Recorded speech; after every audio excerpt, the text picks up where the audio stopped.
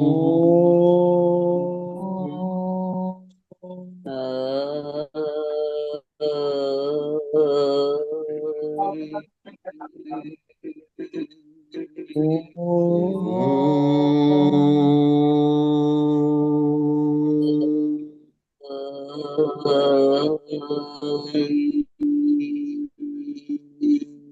गुरुदेव।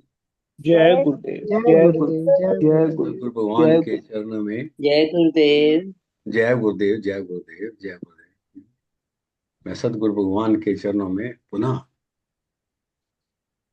प्रणाम अर्पित करता हूँ और सत्संग में जुड़े हुए सभी गुरु बहनों का, भाई बहनों का हृदय से स्वागत है, अभिनंदन है। अभी आज के शुभ कर्म कार्यक्रम के लिए, हाँ जी, कुछ कहना चाहते हैं कि आप? नहीं? स्पीकर इनका ऑन है तभी हाँ, आवाज आ रही ओके है। ओके। मैं एक मिनट से,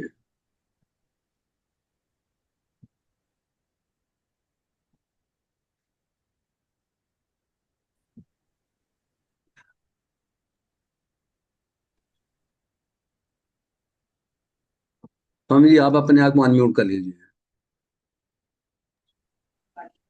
बोलिए गुरुदेव भगवान की जय। सत्य सनातन धर्म की जय। वृंदावन बिहारी लाल की जय।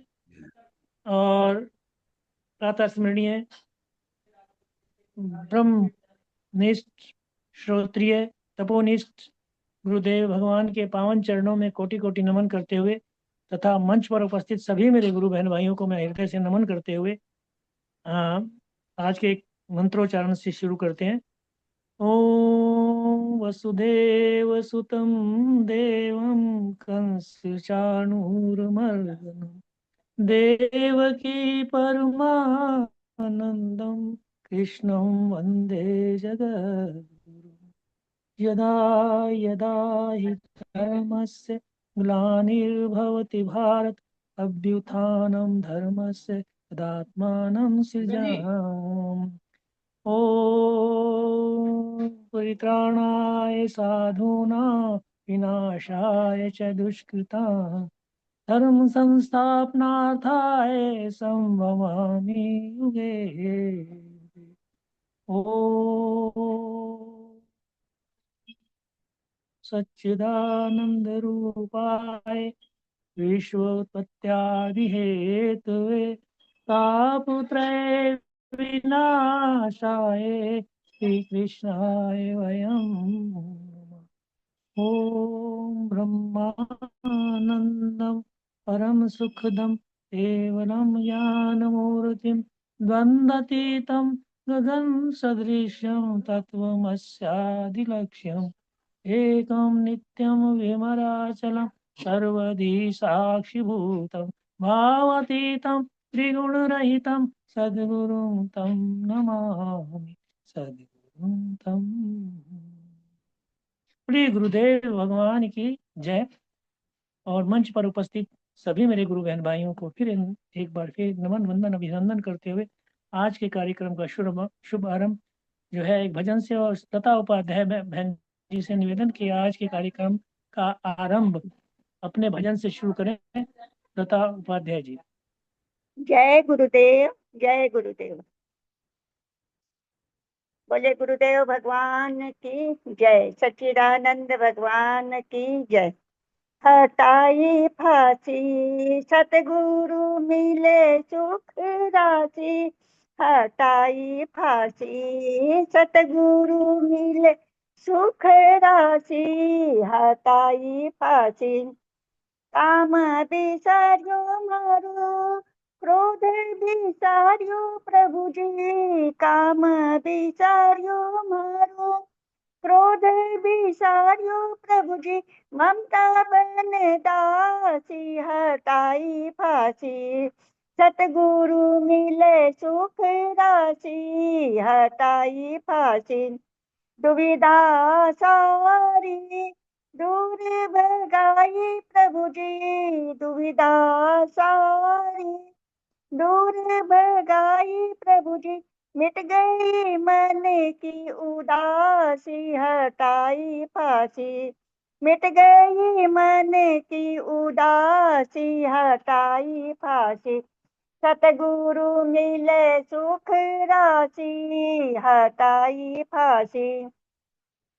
क्लेश भरम सब द्वंद्व मिटाए प्रभु जी, क्लेश भरम सब द्वंद्व मिटाए प्रभु जी, चिंता पराई नासी हटाई फांसी, चिंता पराई नासी हटाई फांसी, सतगुरु मिले सुख राशि हटाई फांसी। गुरु चरणों में तीरथ नया सारा सारा, गुरु चरणों में तीरथ नया सारा सारा, पुन जावे मथुरा काशी हटाई फांसी, कुन जावे मथुरा काशी हटाई फांसी, सतगुरु मिले सुख राशि हटाई फांसी।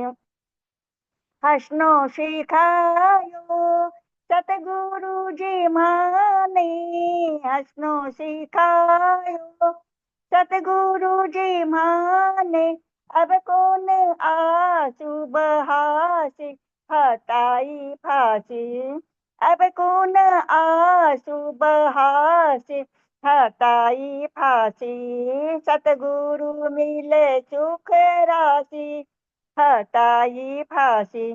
ज्ञान को सूरज घट में उगायो प्रभु जी, ज्ञान को सूरज घट में उगायो प्रभु जी, अब कौन दीप जलासी हटाई फांसी, अब कौन दीप जलासी हटाई फांसी, सतगुरु मिले सुख राशि हटाई फांसी।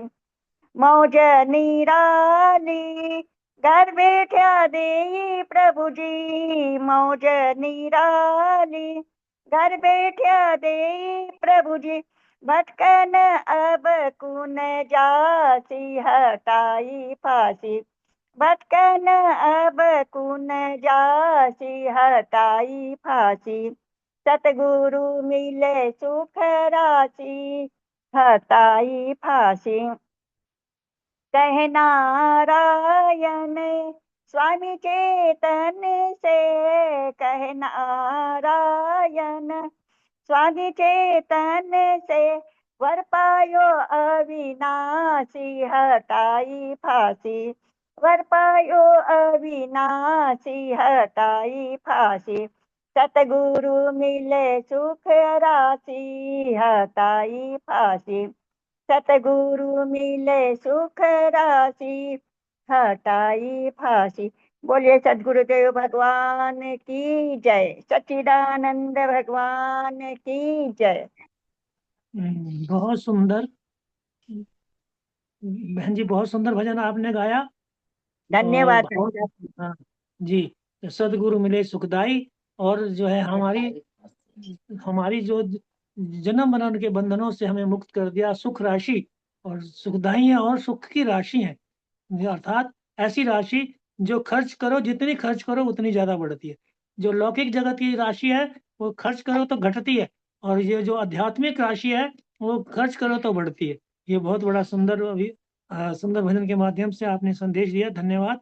अब मैं निवेदन करूंगा कुलदीप जी से। कुलदीप जी, आज के गुरुदेव भगवान की वाणी का, अमृतमय वाणी का स्वर्ण हम सबको कराएं। हाँ, कुलदीप जी। ये भी लगा दूँ जी।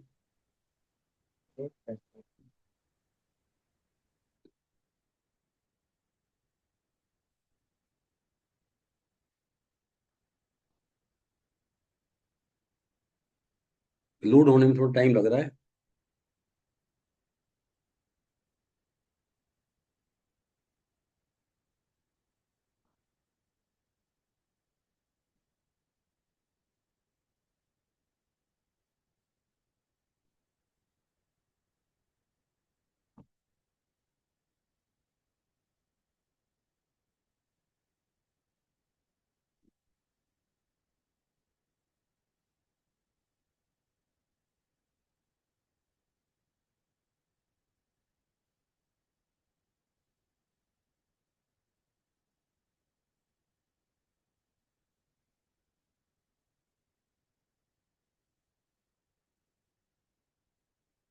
आज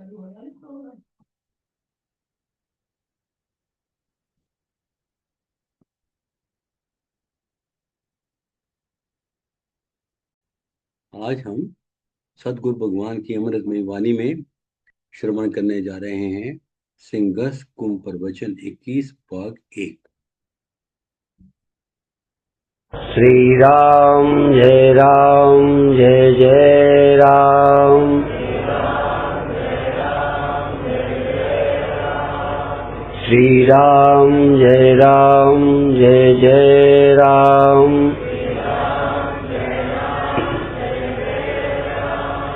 सच्चिदानंद भगवान की, सनातन धर्म की।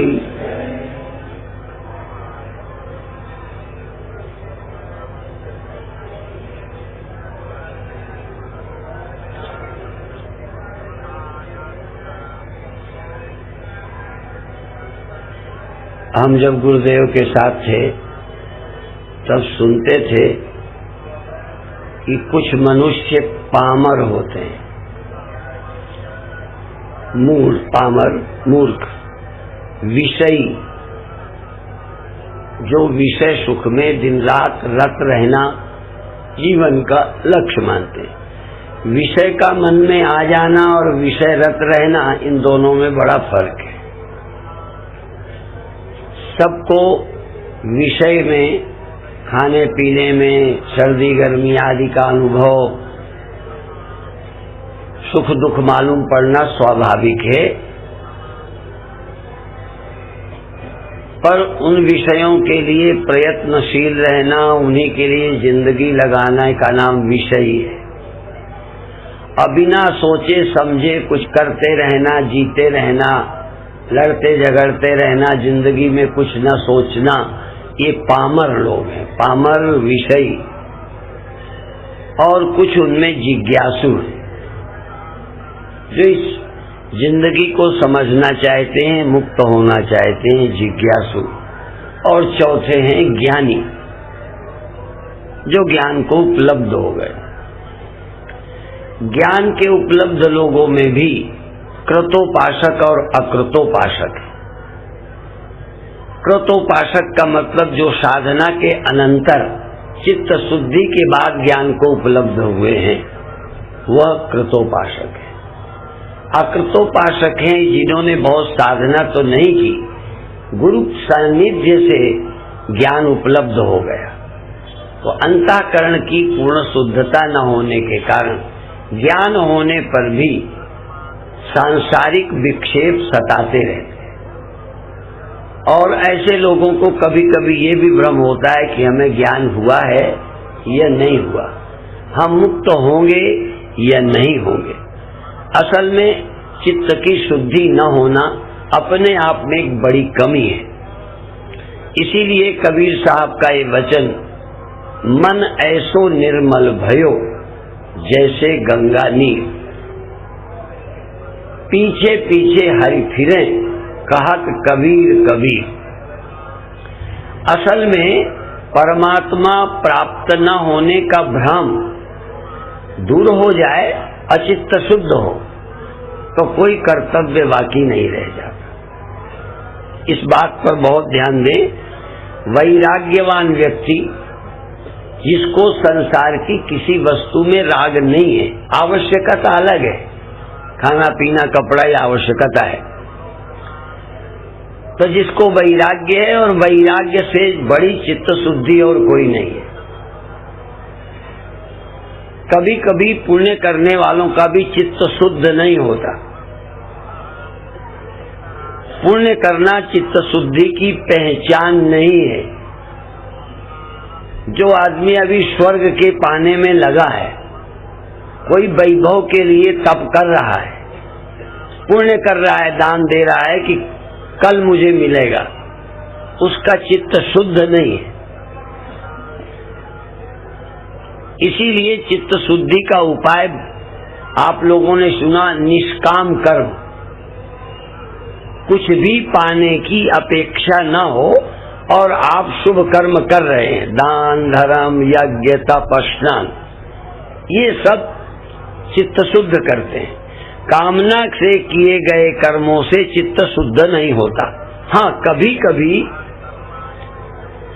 कामना पूर्वक किए गए शुभ कर्मों के द्वारा जब परम लाभ की प्राप्ति नहीं होती, अर्थात चित्त शुद्ध नहीं होता, तो पुण्य करने वाले भी दुखी रहते हैं।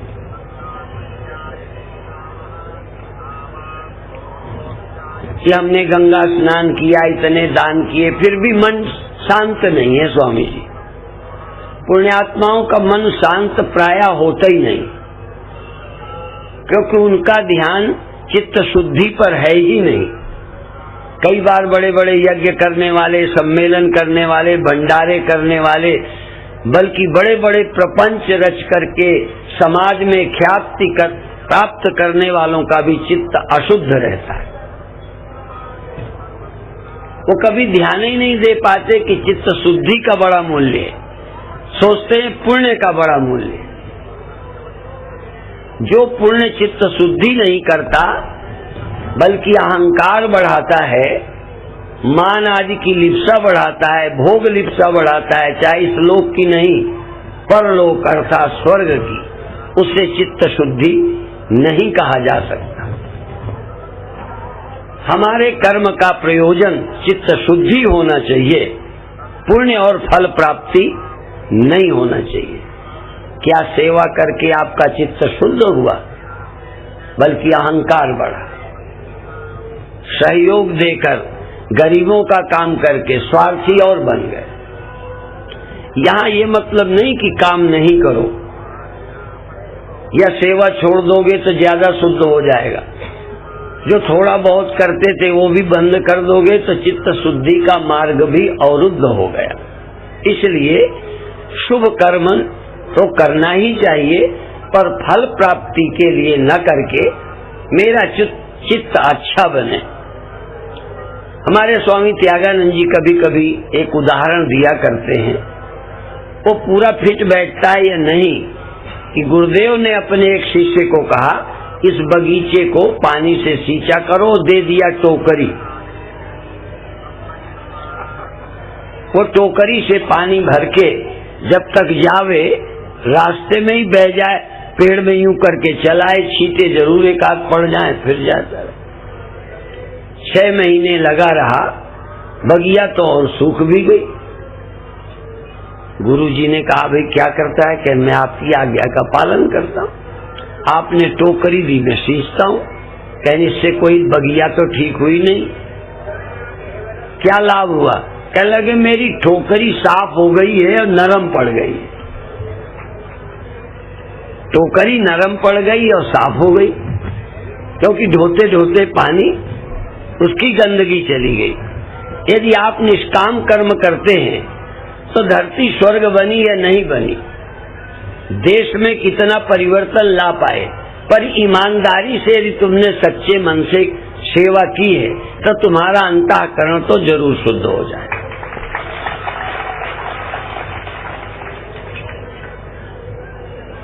और यदि कामना बढ़ी, स्वार्थ बढ़ा, अहंकार बढ़ा, मान की लिप्सा बढ़ी, तो चित्त शुद्ध नहीं हुआ, अशुद्ध हुआ। संत भिक्षा लेने जाते थे, चलो परमार्थ न सही, पेट भरने के लिए, तब भी विनम्रता आती है, निर्माणता आती है, 2 बातें सुनने सहने की सामर्थ्य बढ़ती है। इसलिए भिक्षा बहुत बड़ी चित्त शुद्धि थी। मांग कर खाओ, जमा मत करो, अपने आप चित्त शुद्ध हो जाए। जमा नहीं करोगे तो लोभ नहीं बढ़ेगा, और इधर उधर की धमकियां अपशब्द सुनोगे तो निरहंकारता आएगी, तो आपको बड़ा लाभ होगा।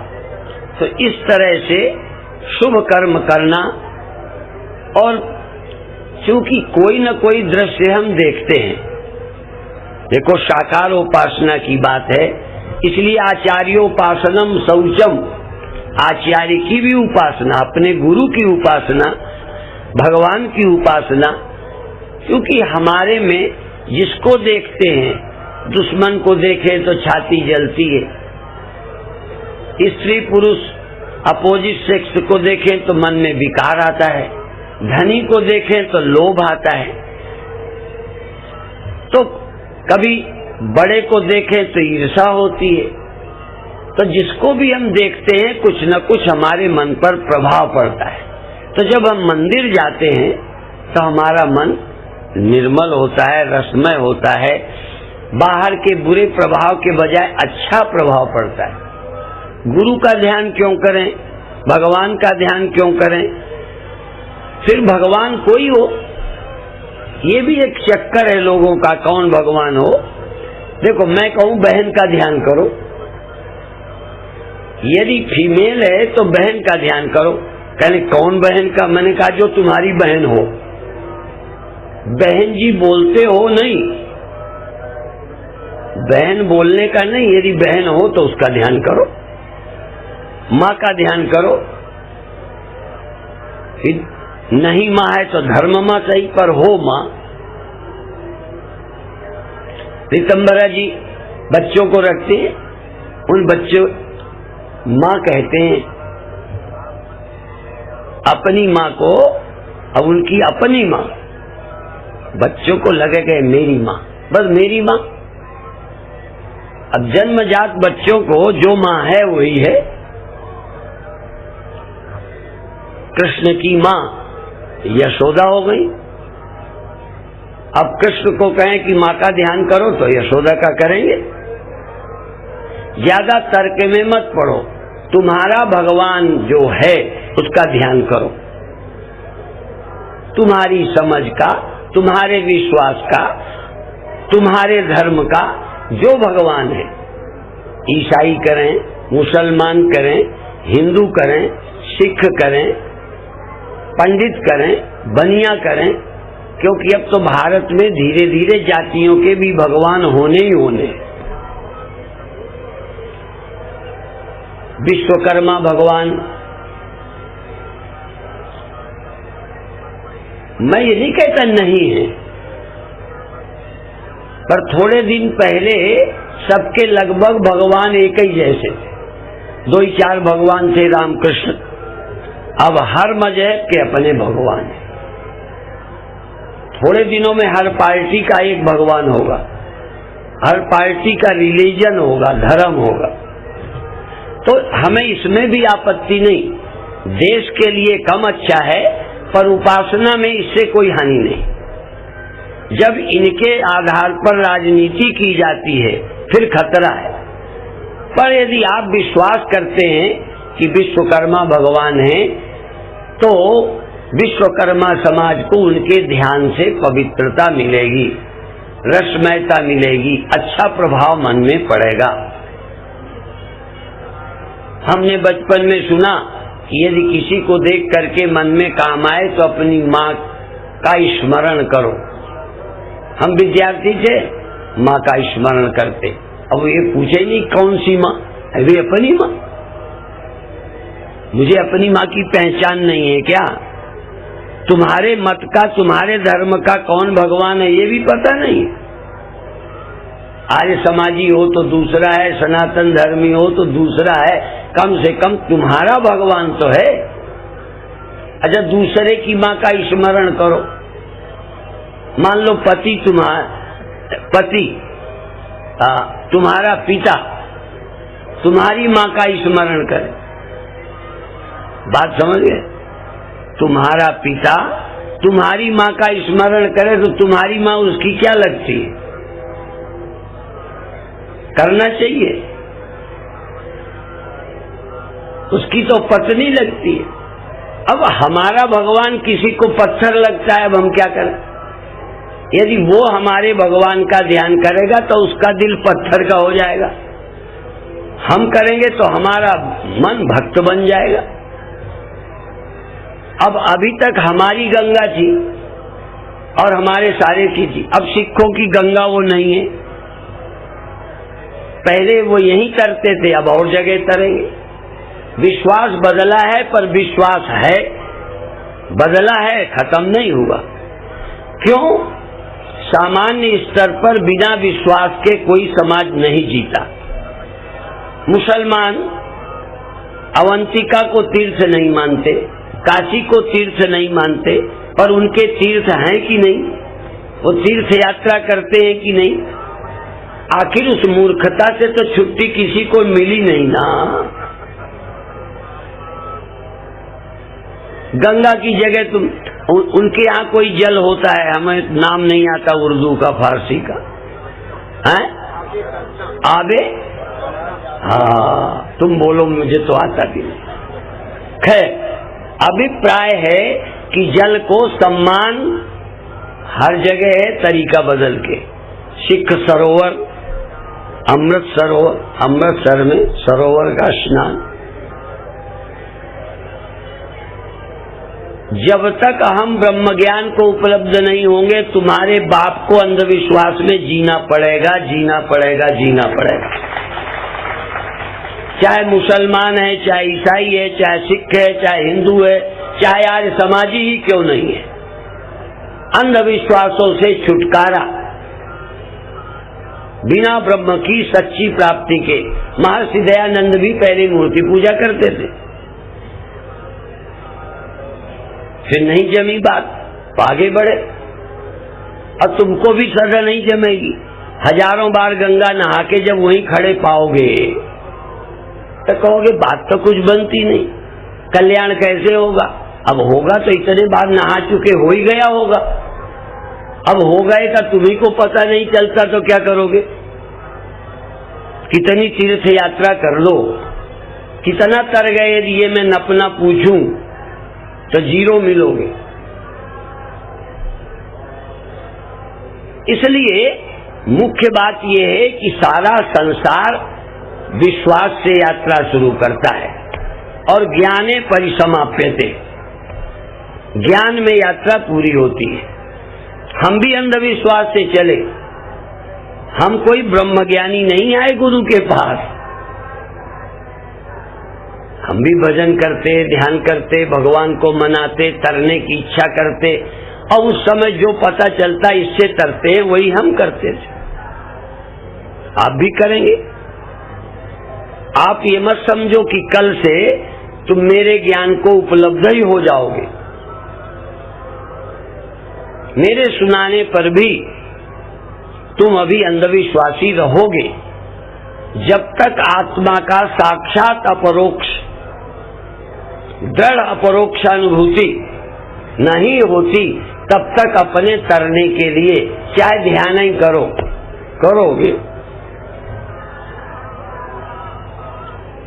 और ज्ञान के अनंतर यदि करोगे कुछ, तो सिर्फ चित्त के विक्षेप की निवृत्ति को करोगे, फिर मुक्ति के लिए नहीं। क्यों? ज्ञान के बाद संशय तो नहीं, पर फिर भी चित्त पुराना है, जो हम नहीं चाहते वहां भी जाता है, क्योंकि परम शुद्ध चित्त नहीं हुआ।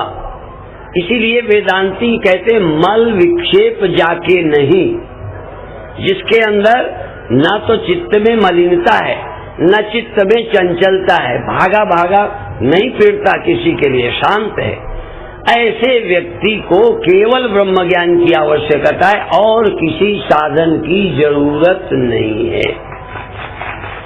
मल विक्षेप जाके नहीं, किंतु एक अज्ञान हुए चौ साधन, विवेक वैराग्य सठ संपत्ति मुमुक्षुता, हुए चौ साधन सहित नर, सो अधिकृत मतिमान। एक हमारी पुस्तक है ब्रह्म ज्ञान का अधिकारी कौन, छोटी छोटी 6 पुस्तकें, 3 का विमोचन हो गया है, 3 रह गई जो कल अभी आई हैं, उनके नाम मुझे भी याद नहीं। तो इन बातों को मंत्र की तरह, गणित की तरह, कि ऐसा नहीं होगा तो दूसरा जो होगा वही होगा। जैसे यदि चित्त शुद्ध होकर ज्ञान होगा तो उसके बाद तुम्हें फिर कुछ करना बाकी नहीं लगेगा। और यदि ज्ञान पहले हो गया गुरु कृपा से, तो ज्ञान पाना बाकी नहीं रहेगा, पर चित्त की एकाग्रता चंचलता को कम करने का उपाय करना पड़ेगा और अपनी योग्यता अनुसार ध्यान करो, प्रभु स्मरण करो। मैं जब ध्यान करता तो मैं चाहे मंदिर में बैठ जाऊं, मुझे सहारा मिल जाता। भटका चित्त मंदिर में आया, मंदिर से स्वरूप में चला जाता। घर लाने के लिए, जैसे बच्चा सोया है तो जगाने के लिए कुछ करो, फिर पढ़ने आप ही लगेगा। तो स्वरूप में जाने के पहले जो चित्त का भटकाव था, मंदिर गए, अच्छा लगा, खड़े हुए, हाथ जोड़े, थोड़ी देर तो हाथ तो जुड़े रहे, फिर बाहर के भगवान से मतलब खत्म होके चेतनता में चले गए। नाम जब से शुरू किया, हरे राम राम राम हरे हरे बोलते गए तो चित्त रसमय हुआ। अन्य जो दिमाग में बातें चलती थी खत्म हुई। बाद में नाम भी धीमा कर दिया, धीरे धीरे नाम भी छोड़ दिया, बस शांति में, चेतनता में, आत्मा में पहुंच गए। इस तरह से हमारा मन किसी और चीज का स्मरण करता है, तो भगवान का स्मरण किया तो मन का विकार गया, और उसके बाद में स्वरूप निर्विकार है ही। असल में चित्त विकारी होता था, तो निर्विकार करने के लिए स्मरण बदल दिया और फिर अपने घर आ गए। अपने घर में कोई गड़बड़ी है ही नहीं। जल तो सदा जल है या मिट्टी सदा मिट्टी है, पर जब वो घड़ा बनी होती है तो घड़ी का आकर्षण होता है। इस वाली घड़ी का नहीं, हाँ वो घड़ा घड़ी वाला, गगरा गगरी वाला, मटका मटकी वाला। तो चूंकि अपन मटका है तो मटकी का प्रश्न है। यदि आप घर चले गए तो न वहां मटका है न मटकी है, अकेली मिट्टी है, किससे कौन आकर्षित होगा। और चूंकि हम मटका हैं, मटकी या मटकी है तो मटका, ऐसे में कोई घड़े नाम का नाम आकार में घड़ा हो, पर उसका नाम यदि मिट्टी हो या भगवान हो तो उसका स्मरण करें। यदि स्त्री नाम का पदार्थ है, गधा नाम का व्यक्ति वस्तु है, व्यक्ति है, पेड़ है, पहाड़ है, कीड़े मकोड़े हैं, तो भगवान नाम का कोई है। इसलिए राम भगवान है, कृष्ण भगवान है। और जिनके हृदय में भगवत बुद्धि है, राम कृष्ण पर, उनको भगवान की याद की पवित्रता मिले बिना रह नहीं सकती। इसलिए धर्मो रक्षति रक्षिता। जिनके हृदय में जो विश्वास है। एक बार एक लड़का लड़की गुरुदेव के समय पर, कोई अब की बात नहीं है कि हमारे ही समय, पहले भी ज्यादा बैठते तो संतों को शक होता। तो लड़की लड़का बोलते ये हमारी धर्म बहन है, हमारा धर्म भाई है, पर कह देना अलग बात है। थोड़े दिनों में वो शादी हो गई बहन भाई की। अभी देशों में तो यहाँ तो धर्म बहनों को ही खतरा है, असली बहनों को अभी इतना खतरा नहीं है। बनाई हुई बेटियां, धर्म पुत्रियों को तो खतरा है, अभी बेटियों को खतरा नहीं है। आखिर यहाँ का ही भारत का बाप अभी भी बाप है, भारत की माँ अभी भी माँ है, भारत की बहन अभी भी बहन है। इतना खतरा नहीं है, पर बनाई वालियों में जरा खतरा है। कंबन कह दे अरे अपन नहीं बनाओ, हम ही खेलो, हम ही मिटारो।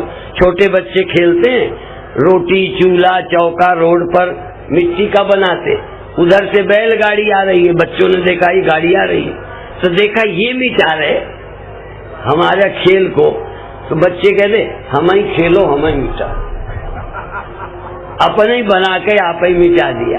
अब अपनी बनाई बहन प्रकृति से बनती ज्यादा गहरी होती, अपने ही ने बहन बनाई, अब मन खराब हो गया, अपन ने बिगाड़ दिया। अपनी मानी हुई चीज नहीं, जो हमको खून से, परंपरा से, बचपन से हमें मिलता है, वही हमारा धर्म होता है। इसलिए स्वधर्मे निधनम श्रेया पर धर्मो भयावह। जो हमारे खून में बचपन से ये भगवान है, उनका विश्वास हमारे को ज्यादा लाभ पहुंचाएगा। यद्यपि ब्रह्म बहुत ऊंचा है, पर वो भी बहुत मुश्किल में लाभ पहुंचाता है। पहले हमारी इंद्रियां विषय में जाती हैं, विषय माने दिखाई देने वाले। तो विषय में जो हमारे को खराब करते हैं वो तो दिखते हैं, जो हमें अच्छा बनाते हैं कहते हैं वो दिखते ही नहीं। अर्थात भगवान तो न दिखने वाला भगवान देखने वालों को ठीक नहीं करेगा, देखने वालों को तो दिखाई देने वाला भगवान चाहिए। यदि दिखाई देने वाले विकार हमको सताते हैं और यदि ज्यादा विकारी मन हो जाए तो फिर अपोजिट को मन खड़ा कर लेता है। स्वप्न क्या है? यदि बाहर न हो तो मन निर्माण करता है। ऐसे ही बहुत भक्त हो यदि तो किसी समय गुरु सामने न हो, मंदिर में न हो, तो आप एकांत में भी भगवान खड़ा कर लोगे। उसी का नाम उपासना की गहराई है। हम यहाँ बैठे अयोध्या में हो सकते हैं, यदि यहाँ बैठे घर हो सकते हो, दुकान हो सकते हो, प्रेमी प्रेमिका के पास हो सकते हो, तो यहाँ बैठे भगवान के पास क्यों नहीं हो सकते? तो हम जहाँ रहें भगवान के पास हो, ये हमारी उपासना है, ख्याल में रखें। इसलिए सूरदास की ये लाइन याद रखने लायक है। यदि एक ही भगवान के होते तो गड़बड़ा जाते। आखिर ज्यादा टिकाऊ तो वही है जो हमारे भीतर है, जो मन में रहता है। मान लो हम ही कभी कभी भीड़ में तुम पैर छूते हो तो मुझे 99% खुशी नहीं होती, 99%। कभी जब मैं बैठा हूं तुम आराम से करते हो तो तुम्हें खुशी होती है, मुझे दुख नहीं होता। पर मैं चलता हूं, तुम प्रणाम करते हो तो पहले तो लगता है कि खड़ाऊ को जोर से करूं, इसकी खोपड़ी पे लग जाए, हाँ, और या झटक के चल देता हूं। ऐसे ही भगवान श्री कृष्ण अर्जुन की वो सूरदास की बाह पकड़े कहीं पहुंचा रहे थे। फिर जब शायद कुछ एहसास हुआ तो झटका मार के चले गए। तो सूरदास ने पद लिखा, बाह छुड़ाए जाता हो निबल जान के मोह। मैं कमजोर हूं, झटका दे दिया, बाह छुड़ाकर चले गए। बाह छुड़ाए जाते हो निबल जान के मोह, हृदय से जो जाओगे तो मर्द सरा हो। तो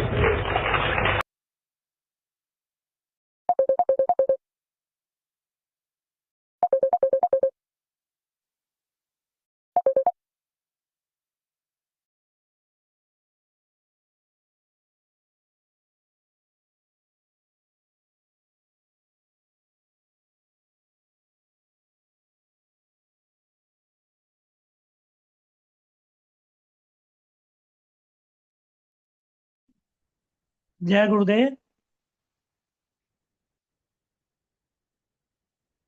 जय गुरुदेव।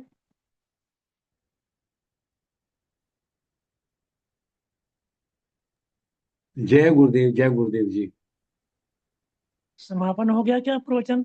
अरे लेकिन वो जो ना वो समापन तो नहीं हुआ, काफी है, लेकिन वो अटक गया वहां पे, चल नहीं रहा आगे। अच्छा, एक बार फिर ट्राई करता हूँ इसको।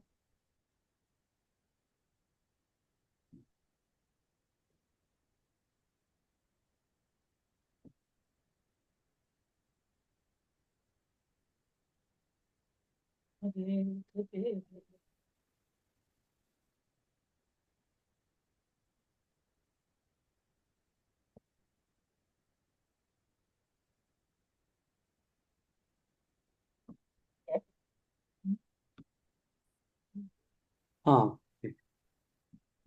मैं बहादुर आवाज आई जी? वीर समझूं यदि मेरे दिल से चले जाओ। आवाज आनी शुरू हुई जी? स्वामी जी? हाँ जी, हाँ जी, आ रही है। ठीक ठीक। क्या ये हम दावे से कह सकते?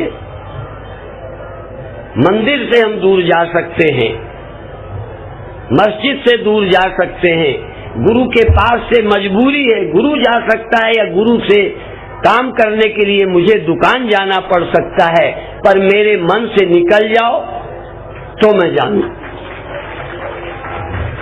ये उपासना, ये अभी ज्ञान नहीं है, उपासना है। और उपासना जिसकी पूरी हो जाए, तत्व ज्ञान होने के बाद उसके हृदय से तो कभी जाने का प्रश्न ही नहीं उठता। इसीलिए गोस्वामी जी ने ज्ञानियों का जलाया हुआ सोहम दीप, सोहमस्मीति वृत्ति अखंडा, दीप्त शिखा सोई परम प्रचंडा, आत्म अनुभव सुख सुप्रकाशा, तब भव मूल भेद ब्रह्मनाशा, तब सोई बुद्धि पाई उजियारा, उर्गर बैठ ग्रंथि निनुआरा। ओ गांठ खोली चिज्जड़ ग्रंथि खोली, चेतन साक्षी हुए, कहने लगे आवत देखे विषय बयारी। उधर से आ गया तो साक्षी रहना भूल गया। हाँ, ध्यान में साक्षी थे, एकदम बाहर वृत्ति पुरानी आदत। आवत देखे विषय बयारी, ते हट दे कपाट उघारी, इंद्रिय सुरन न ज्ञान सुहाई, विषय भोग पर प्रीति सदाई। तो विषय की निवृत्ति के लिए उपासना है। इसलिए हमने कहा, गोस्वामी जी ने भी इसीलिए भक्ति की महिमा गाई। यहाँ ज्ञान का विरोध नहीं है। सिद्ध करने वाले वैष्णव ज्ञान का विरोध सिद्ध करेंगे और हम लोग पूजा का खंडन करेंगे। एक एक मत को पकड़े हैं। तुलसीदास यहाँ मुझे नहीं लगता ज्ञान विरोधी है, पर वो ये जानते हैं कि चित्त निर्मल किए हुए बिना ये वेदांत नहीं ठहरेगा। 100 बार गुरु जलाएंगे बुझ जाएगा, सुनेंगे तो लगेगा जग गया और यहाँ से जाते खो जाएगा। ये जो खो जाने की बात है, यही तो गोस्वामी जी ने कही, ईमानदारी से कही। जो ज्ञानी जन है वो भी कहेंगे कि चित्त बहिरंग होने से ज्ञान टिकता, न टिकने का मतलब गोस्वामी जी ने यही तो कहा। तो कहते हैं कि मणि भक्ति मणि है, प्रेम करो भगवान से तो हृदय अच्छा हो जाएगा, फिर ज्ञान टिक जाएगा। बल्कि इन्होंने ये कह दिया, भगति करति बिन यतन प्रयासा, संस्कृति मूल अविद्या नासा। यदि हृदय में भक्ति होगी तो ज्ञान जरा सा, घास सूखी हो और यहाँ तक बत्ती, घी बत्ती बड़ी नोकीली हो, तो जब हम उद्घाटन करते एक ही तिल्ली में वो जल जाती है, नोकीली है अच्छी। और वो जो दुमुही सांप जैसी मोमबत्ता, बत्ती की जगह बत्ता बना के धर देते हैं मोटा मोटा, दुमुही सांप का दोनों तरफ। अब जय गुरुदेव, जय गुरुदेव। जय गुरुदेव। जय गुरुदेव। स्वामी जी बस 4 मिनट का वैसे बाकी है, लेकिन ये कोई बात बाकी नहीं, समय कोई बात नहीं, 4 मिनट का बाकी है तो कोई बात नहीं। अभी यहीं पर इस प्रवचन को यहीं समापन समझें और अभिव्यक्ति के लिए करना है। तो आज की जो प्रवचन है, इसकी मुख्य धारा में कुछ शब्द नए सुने हैं मैंने, उनको उनका क्या अभिप्राय हो सकता है वो जानने की कोशिश करेंगे। एक गुरुदेव भगवान ने कहा, पामर जिज्ञासु ज्ञानी। ये क्या होते हैं? पामर कौन होता है, जिज्ञासु कौन होता है, और जो है ज्ञानी कौन होता है? फिर गुरुदेव ने कहा कृत उपासक और एक अकृत उपासक कौन से होते हैं, और वैराग्य से चित्त शुद्धि, यानी पुण्य से भी ज्यादा महत्वपूर्ण है चित्त शुद्धि। बिना चित्त शुद्धि के जो है आत्मज्ञान होना संभव नहीं। तो हम चाहूंगा मैं कि इन शब्दों को देखें, पामर, जिज्ञासु, ज्ञानी, कृत उपासक, अकृत उपासक, और वैराग्य से चित्त शुद्धि का। पुण्य से सुख नहीं होता, पुण्य से सुख नहीं होता, चित्त शुद्धि से सुख होता है। तो चित्त शुद्धि के साधन क्या है, इनके ऊपर देखते हैं। गुरुदेव भगवान ने जो चर्चा की है, हमारी उषा बसीन बहन से निवेदन किया, वो आज के इस प्रवचन में अपनी अभिव्यक्ति प्रदान करें। उषा बसीन जी। ठीक है जी, धन्यवाद स्वामी जी, आपके चरणों में सादर प्रणाम। बोलो श्री सत्य सनातन धर्म की जय। सच्चिदानंद भगवान की जय। श्री सतगुरुदेव भगवान की जय। श्री सतगुरुदेव भगवान जी के चरणों में मेरा कोटि कोटि नमस्कार हृदय से, और सत्संग से जुड़े हुए मेरे सब भाई बहनों को मेरा सादर प्रणाम। अब आपके आदेश अनुसार प्रवचन की अभिव्यक्ति मैं आपके आगे प्रस्तुत रखती हूँ। पुनः श्री सतगुरुदेव भगवान की जय।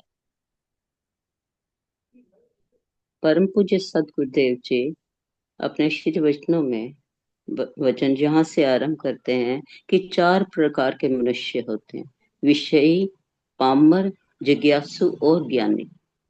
विषयी वो जो रात दिन इंद्रियों के विषयों की प्राप्ति में रात दिन अथक प्रयत्न करते रहते हैं और जीवन इसी में बिता देते हैं, और वो जीवन का लक्ष्य यही समझते हैं। विषय मन में आ जाना और उसमें रत रहना दोनों अलग बातें हैं। शरीर है तो सर्दी गर्मी खाना पीना आदि सब कुछ होगा, लेकिन विषयों में ही रत रहना यही मानव जीवन का लक्ष्य नहीं है। दूसरे हैं पामर, जो लड़ते झगड़ते रहते हैं बिना सोचे समझे भी इस कर्म का क्या रिजल्ट होगा, इसको सोचे बिना सोचे समझे ही अंधाधुंध लगे रहते हैं। और तीसरे जो है जिज्ञासु, जो कि जीवन को समझना चाहते हैं क्या है जीवन, और उससे मुक्त हो, उसमें से मुक्ति प्राप्त करना चाहते हैं। और चौथे हैं ज्ञानी, जो ज्ञान को प्राप्त हो गए हैं। इनमें भी 2 हैं, एक कृतोपासक और एक अकृतोपासक। कहते हैं जो साधना करते करते, भजन ध्यान करते करते चित्त शुद्धि हो गई है और ज्ञान प्राप्त कर लिया है, ये कृतोपासक है। और दूसरे हैं अकृतोपासक। वो क्या है, कहते हैं जिन्होंने बहुत साधना तो नहीं की, केवल गुरुदेव के सानिध्य से ही उनको ज्ञान प्राप्त हो गया, लेकिन चित्त शुद्धि न होने के कारण उन्हें हर पल भ्रम रहता है कि ज्ञान हुआ है कि नहीं, हम मुक्त होंगे कि नहीं, क्योंकि द्वंद्व उनको जो है परेशान करते हैं। चित्त की शुद्धि ना होना अपने आप में एक बड़ी कमी है।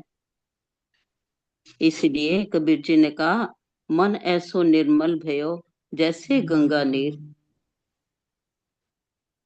पीछे पीछे हरि फिले कहत कबीर कबीर।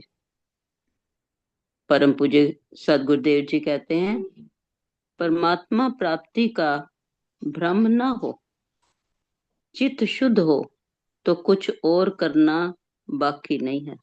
जिसे किसी वस्तु से राग नहीं है, चाहना नहीं है, वैराग है, उसका चित्त शुद्ध होता है। दान, 1 मिनट में जरा बाहर देखती हूँ, बेल हुई है। हाँ जी, कौन? ओ सॉरी,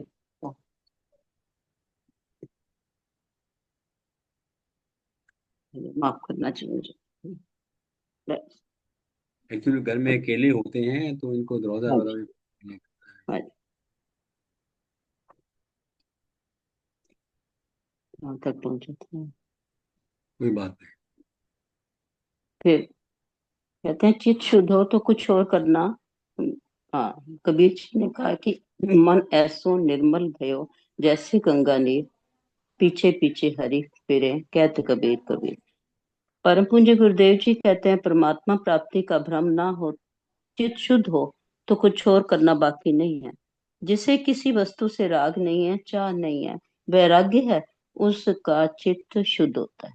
दान धर्म पुण्य कर्म यदि निष्काम किए जाएं, लोक संग्रह के लिए, सेवा के लिए किए गए कर्म से चित्त की शुद्धि होती है। इसके विपरीत यदि मान आदर पाने की इच्छा से किए गए दान धर्म यज्ञ अहंकार की वृद्धि करता है। इसका अर्थ ये नहीं कि पुण्य कर्म छोड़ दें, इससे तो चित्त शुद्धि का मार्ग ही रुक जाएगा। यदि प्रेम से सेवा भाव से कर्म का प्रयोजन कि मेरी चित्त शुद्धि हो, मेरे किए के कर्म से औरों को सुख मिले तो ये फलीभूत होता है, अदृश्य शांति मिलती है। परम पूज्य सदगुरुदेव जी,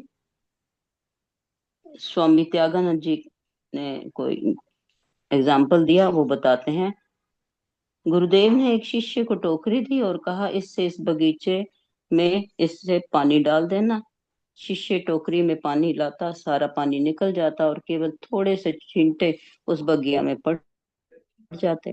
6 मास के बाद गुरुजी आए, पूछा शिष्य से। शिष्य ने कहा, आपकी आज्ञा अनुसार रोज बगिया में टोकरी से पानी डालता हूँ। गुरुदेव ने कहा, तो ये तो बगिया सूख गई है। शिष्य ने कहा, टोकरी नरम हो गई है और साफ हो गई है। गुरुदेव जी कहते हैं, यदि सच्चे मन से निष्काम सेवा करते हो तो आपका चित्त शुद्ध होगा। संत महात्मा भिक्षाटन करते हैं, उससे अहंकार गलित होता है, चित्त की शुद्धि होती है। किसी ने गाली दे दी, अपशब्द बोले, कठोर शब्द बोले, धमकी दी, दुत्कार दिया, तो ऐसे व्यवहार मिलने से विनम्रता, निरअहकारता, निर्माणता आती है, सहन शक्ति बढ़ती है।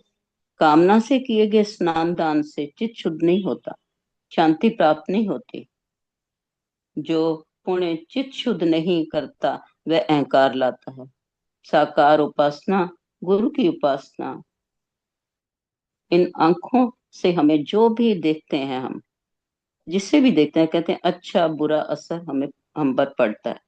दुश्मन को देखें तो गुस्सा आता है, स्त्री पुरुष को देखें तो मन में विकार आता है, धनी को देखें तो लोभ आता है, समृद्धिशाली को देखें तो मन में ईर्ष्या जागती है। इसी प्रकार जब मंदिर जाएं तो मन निर्मल होता है, मन रस में होता है। भगवान की मूर्तियां बिगड़े को देखकर गुरुदेव जी ने कहा, हमने अपने भगवान का ध्यान करो, अपने धर्म के अनुसार जिनमें आपकी श्रद्धा है, विश्वास है, उनका ध्यान करो। माँ का ध्यान करो। भगवान श्री कृष्ण अपनी माँ यशोदा का ध्यान करेंगे। ऐसे ही ऋतंबरा जी के यहाँ जो बच्चे हैं वो ऋतंबरा जी का ध्यान करेंगे, जन्म से उनको ही देखा है। हम राम जी, कृष्ण जी, शिव जी, गुरुदेव का ध्यान करेंगे। मुसलमान, सिख, ईसाई, हिंदू अपने धर्म का, जिनमें उनका विश्वास, श्रद्धा व प्रेम है, उनका ध्यान करें। इससे मन में पवित्रता आएगी, मन पर अच्छा प्रभाव पड़ेगा। परम पूज्य गुरुदेव जी बताते हैं कि जब हम विद्यार्थी जीवन काल में यदि कुभाव जागता तो हमें कहा गया कि अपनी माँ का ध्यान करो, तो हम अपनी माँ का ध्यान करते और मन निर्मल हो जाता। परम पूज्य गुरुदेव जी बताते हैं कि हमारी गंगा जी हैं। सिखों को पहले विश्वास था, यहाँ कर्म करते थे, लेकिन अब नहीं। विश्वास बदल गया है। विश्वास के बगैर कोई समाज नहीं जीता। मुसलमान अवंतिका, काशी को तीर्थ नहीं मानते, लेकिन क्या उनके तीर्थ हैं कि नहीं? वो भी तीर्थ यात्रा करते हैं। परम पूज्य गुरुदेव जी कहते हैं कि आखिर इस मूर्खता से किसी को भी छुट्टी नहीं मिली।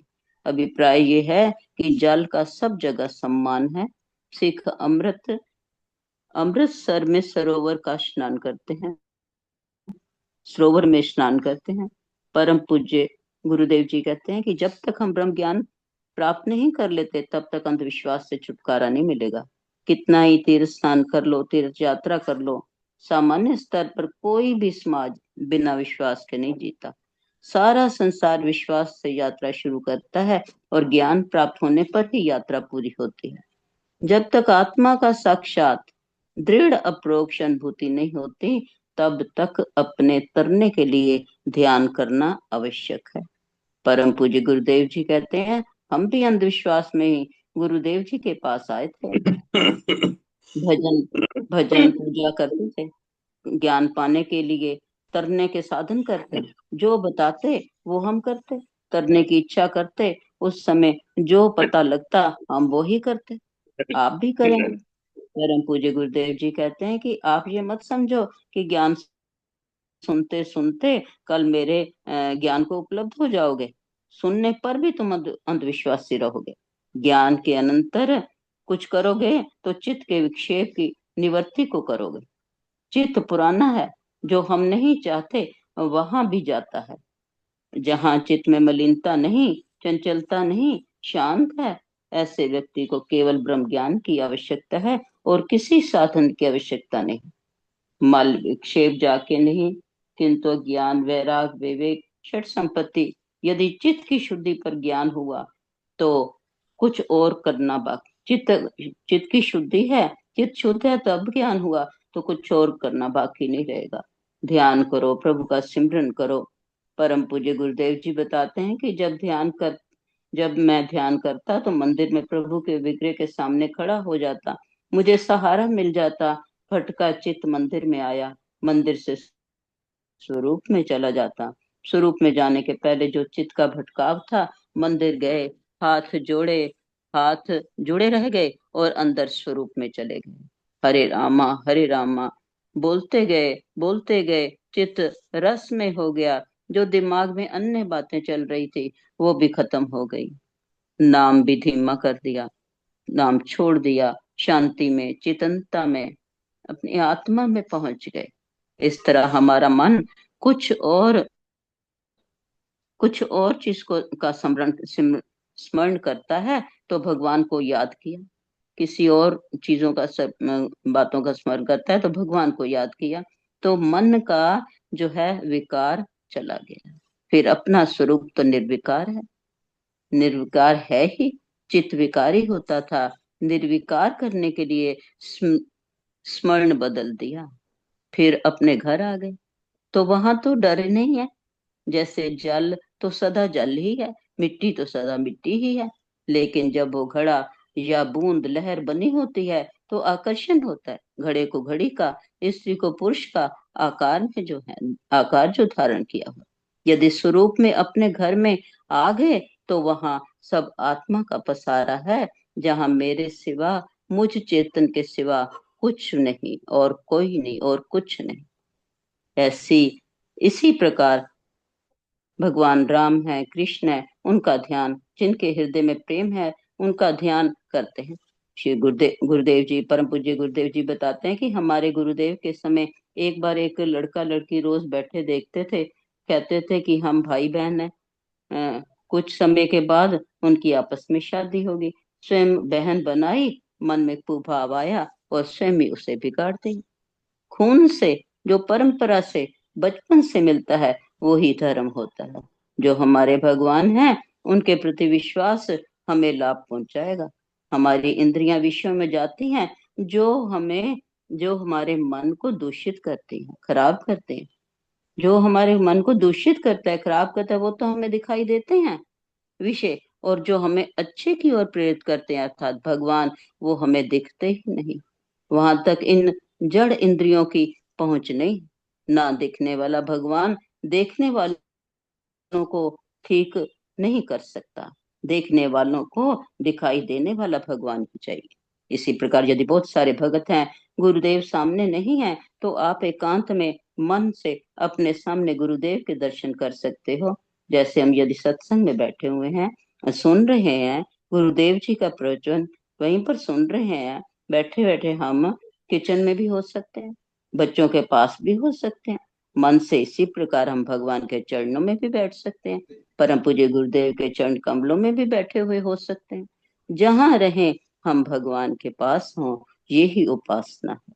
जो हमारे मन में रहते हैं भगवान, वो ही हमारे सारे काम करते हैं, उन्हीं को तो कहते हैं, उनको तो ही हम हर पल महसूस करते हैं।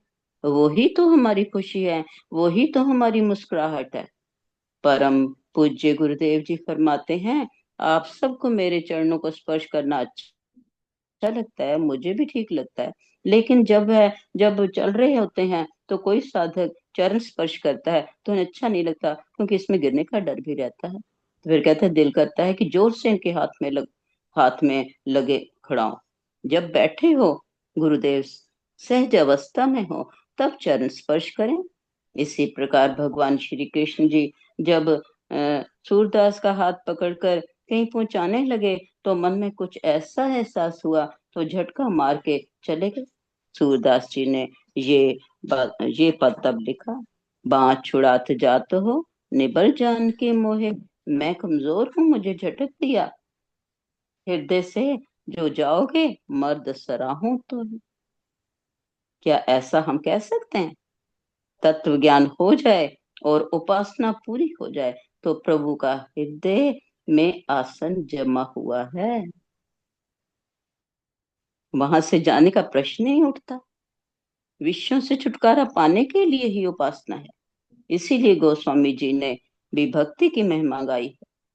तुलसीदास जी जानते हैं कि चित्त निर्मल किए बिना वेदांत नहीं ठहरेगा, तत्व का ज्ञान नहीं ठहरेगा। ज्ञान सुनेंगे तो लगेगा कि समझ आ गई, लेकिन जैसे ही यहाँ से गए ज्ञान खो जाएगा, क्योंकि चित्त की शुद्धि नहीं है। भक्ति मणि है, प्रेम करें प्रभु से, फिर ज्ञान टिक जाएगा। हृदय में भक्ति होगी, प्रेम होगा तो ज्ञान जरा से भी अंदर गया तो जैसे सूखी घास आग जल्दी पकड़ती है, एक तीली की जरूरत होती है और आग प्रकट हो जाती है। ये जो ब्रह्म ज्ञान है, ये वृत्तियां रूढ़ तभी रहेगा जब चित्त शुद्ध हो। स्वामी जी ज्ञान विरोधी नहीं है। भक्ति की महिमा गाई है कि आपका चित्त निर्मल हो जाए। परम पूज्य गुरुदेव जी कहते हैं कि आचार्य एक दूसरे के विरोधी नहीं है। आर्य समाज एक मजहब बन गया है, लेकिन मूर्ति पूजा का विरोध उनका मुख्य मुद्दा है। ऐसे ही ज्ञान हो या ना हो, अवतारों का विरोध शुरू कर दिया। हम स्वयं ब्रह्म हैं कि नहीं है, पर वो ब्रह्म नहीं हो सकता, दूसरा ब्रह्म नहीं हो सकता। दूसरे को काटते हैं। राम भगवान नहीं, हम भगवान हैं। परम पूज्य गुरुदेव जी कहते हैं, शिष्य वैसे तो आपस में लड़ते रहते हैं, क्या वे आरती के समय गुरु की प्रतिमा का दर्शन करते आनंद लेते हैं?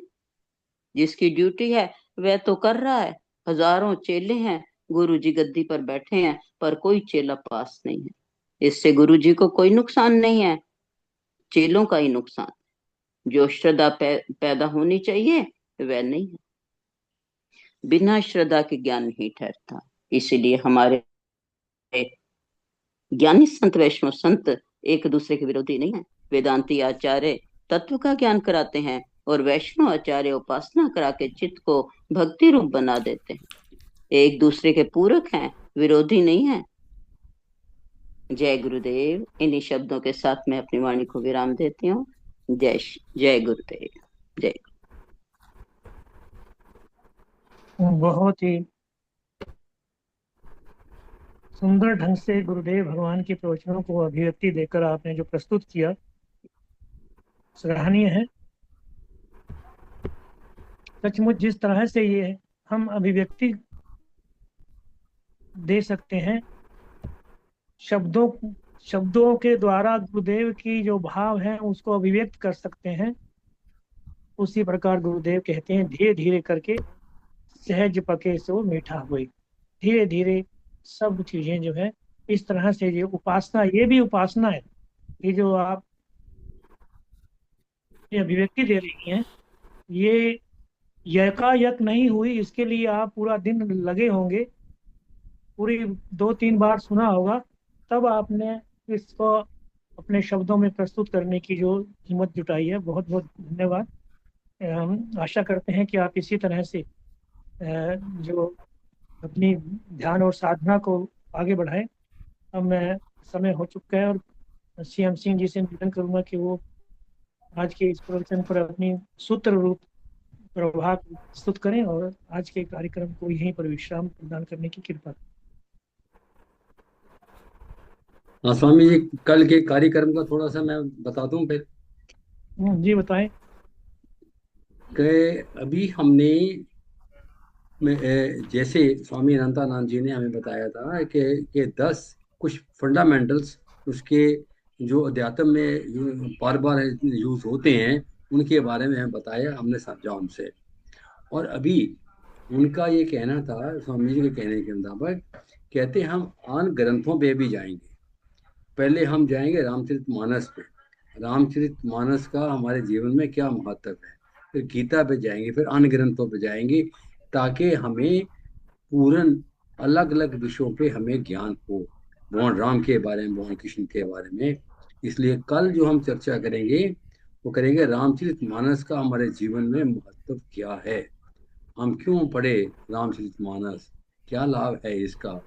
तो ये जो है, इसके लिए CM सिंह जी बड़ी अच्छी तरह जानते हैं, इसलिए मुस्कुरा रहे हैं। कल जरूर इसके बारे में बोलेंगे। तो बस ये मैंने बताना था। अभी मैं मैसेज ये ग्रुप में डाल दूंगा। और मैं इसलिए बता रहा हूँ क्योंकि मैसेज पता नहीं कोई कब नहीं पढ़े, पहले से तैयार होना चाहिए इसके लिए। धन्यवाद जी। हाँ जी, सीएम सिंह जी। जी। जय गुरुदेव। जय गुरुदेव। मंच पर उपस्थित सभी गुरु भाई बहनों को सादर सप्रेम प्रणाम, नमस्कार। परम पूज्य गुरुदेव भगवान के श्री चरणों में ध्यान को रखते हुए कुछ सूत्र रूप में, जैसा कि स्वामी जी ने आदेश दिया है कि सूत्र रूप में, तो कुछ बिंदु हैं जो गुरुदेव भगवान ने आज जोर दे के उस पर बताया है। उनमें सबसे पहला है चित्त शुद्धि। ये कृतोपासना के अंतर्गत आता है। कृतोपासना में चित्त शुद्धि, उपासना के बाद चित्त शुद्धि होती है। तो ऐसे पुण्य कार्य जिनसे चित्त शुद्धि नहीं होती वो हमें फंसा भी सकते हैं, अहम की पुष्टि करते हैं। हमें बचना चाहिए कि जब भी हम कोई पुण्य कार्य करना बुरी बात नहीं है, लेकिन पुण्य कार्य करके अहम को बढ़ावा देना कि मैंने इतना बड़ा काम कर दिया, मैंने श्रीमद् भागवत की कथा करवाई, उसमें 10,000 लोगों को ये किया और वो मिनिस्टर आए फला, ये सब व्यर्थ की बातें हैं। अगर उससे चित्त शुद्ध होती है, सेवा का भाव बढ़ता है, मैं तो सेवक हूँ, मैं तो कुत्ता राम का, तो ऐसा भाव अगर आता है चित्त की शुद्धता के लिए, अगर पुण्य कार्य किया जाता है निष्काम भाव से, तो वास्तव में वो हमारे ज्ञान को बढ़ाएगा। और कृतोपासना के अंतर्गत हम जो है और उस ज्ञान को प्राप्त, तो हमारी यात्रा जो शुरू होती है विश्वास से, पहले विश्वास करो कि ऐसा है, ये है। दूसरा, गुरुदेव भगवान ने कहा कि अपने संस्कारों को दृढ़ करो। ऐसा नहीं कि आज धर्म की बहन बना ली और कल उससे शादी कर रहे हो। ये क्षण क्षण में विचार बदलना, हम अपनी इंद्रियों और मन के वशीभूत न हो, बल्कि मन और इंद्रियों पर हम राज्य करें, ऐसा। क्योंकि जब हम मन और इंद्रिय हमारे हिसाब से, गुरु बुद्धि के हिसाब से चलेंगे, तो आप समझ लीजिए कि आपका मार्ग जो है वो सुगम हो जाएगा, उसमें कठिनाइयां नहीं आएंगी और बड़े आराम से आप उस परम ज्ञान को प्राप्त कर सकते हैं जो परम पूज्य गुरुदेव भगवान हमें दे रहे हैं। तीसरा है, गुरुदेव भगवान ने बड़ी अच्छी बात बताई कि मटका है तो मटकी है तो आकर्षण होगा, और मटका है तो मटकी है तो फिर मटका भटका है। तो भटकना बंद कब होगा? जब मटके का आकर्षण खत्म हो। तो जब तक आप उपाधि और रूप में फंसे हो, विषयों में, वासनाओं में फंसे हो, तब तक जो है आकर्षण दूर नहीं हो सकता है। अगर आकर्षण दूर होगा तो तभी होगा, विषयों से वैराग्य तभी होगा जब उस ज्ञान को प्राप्त करने के लिए हम प्रयासरत होंगे। तो होगा क्या कि जब मिट्टी ही मिट्टी है तो किसका आकर्षण और कैसा आकर्षण और किससे आकर्षण? सब मिट्टी है, सब मैं ही हूँ, मेरे सिवा और है ही नहीं कुछ। तो वहाँ मटकी का आकर्षण खत्म हो जाएगा। घड़े को जिस दिन ये ज्ञात हो जाएगा कि वो मिट्टी है, उसका सब कुछ मिट्टी ही है। गुरुदेव भगवान ने बड़ी अच्छी एक बार बात कही थी कि ये बात समझने की है कि घड़े में मैं तुमसे पूछता हूँ कितने % मिट्टी है, तो उत्तर मिला 100%। तो जब 100% मिट्टी है तो घड़ा तो खत्म हो गया ना, फिर रहा कहाँ घड़ा? तो ऐसे सूत्र जो गुरुदेव भगवान देते हैं समय समय पर करके हमें स्वरूप चिंतन में जाना चाहिए, क्योंकि उसी से हमारा जो ये परम ज्ञान है उसे हम आत्मसात करने में समर्थ होते हैं। तो इस राग को, जब वैराग्य होगा, वैराग्य से ही चित्त शुद्धि संभव है, और वैसे चित्त शुद्धि का कोई वो मार्ग नहीं है। वैराग्य जैसे आकर्षण समाप्त होता जाएगा विषयों से, वासनाओं से, रिश्ते नाते और जो भी हैं, तो व्यवहार के लिए है जगत, इस फंसने के लिए नहीं है। ऐसा ज्ञान गुरुदेव भगवान हमें देते हैं। इसी के साथ मैं अपनी वाणी को विराम देता हूँ। जय गुरुदेव भगवान। अब जैसा कि स्वामी जी ने आदेश किया विश्राम, तो हम चलते हैं विश्राम की ओर। और विश्राम का मतलब ये नहीं है कि फुर्सत मिल गई हमें यहाँ मंच से, अब जो मंच पे हमने सीखा है, जो सुना है, वो यहीं पे छोड़ दें। इससे विश्राम नहीं लेना है। विश्राम हमें लेना है विषयों से, जो हम फंसे हैं उस चीज को बार बार स्वरूप चिंतन के द्वारा, ये विश्राम। तो इस हाँ, आपकी बात से एक बात मेरे को याद आई, मैं भी कह देता हूँ। अभी जी मेरे मन में आ रहा था जी कि जैसे हम प्रवचन सुनते हैं तो पास में हर व्यक्ति अपने पास एक कॉपी पेंसिल लेके बैठे, डायरी लेके बैठे, पॉइंट्स लिखता जाए और उस पॉइंट को बाद में दोबारा उसको स्टडी करे, तो ये चीजें अपने दिमाग में बैठेंगी। अगर बैठे हैं और किसी को भी और कह दिया जाए आप इसके शाम जो आज सुनना है 2 शब्द बोलिए, तो ये ना पॉइंट ब्लैक ना हो, ये ना कह दे कि मेरे को तो कुछ पता ही नहीं है जी क्या हुआ। बोला तो अच्छा था गुरु जी ने, बहुत अच्छा बोला, लेकिन बात मेरे पल्ले नहीं पड़ी कुछ। तो ये बात नहीं होनी चाहिए। एक आध पॉइंट कोई भी आदमी बोल सकता है। कल से हम कोशिश करेंगे कि ऐसे सीएम सिंह जी को बुला लिया, कुलदीप शर्मा को बुला लिया, अवधेश मिश्रा को बुला लिया, ये नहीं करेंगे। जो लोग नहीं आते उनको बुलाएंगे, कब कम से कम लिख के रखिए।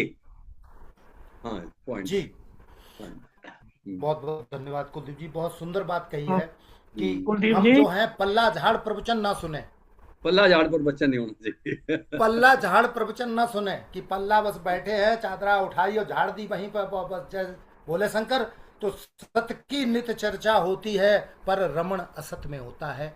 हो तो यही रहा ना, सत्य की चर्चा करने के बाद हम पल्ला झाड़ लेते हैं, उसके बाद फिर मन में वही विषय वासनाएं और ये उसी में फंसे रहते हैं। इनसे हम बचें। हम बहुत बड़भागी हैं कि हमें ऐसे समर्थ सदगुरु की सानिध्य प्राप्त हुई है, मनुष्य का जन्म मिला है।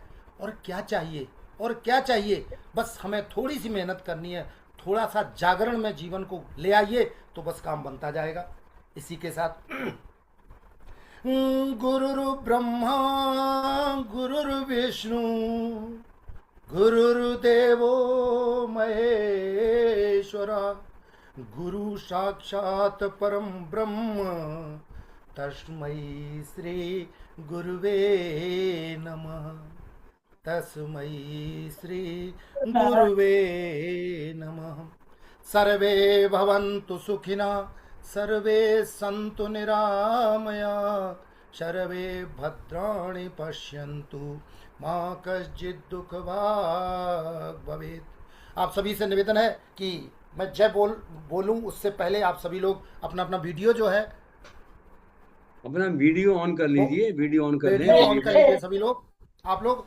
और जितनी सामर्थ्य दी है परमात्मा ने, उस पूरी सामर्थ्य लगा के आज हम जय बोलेंगे। सबसे पहले गुरुदेव भगवान की जय बोलेंगे, जिन्होंने इस रास्ते पे लाके हमको खड़ा किया है।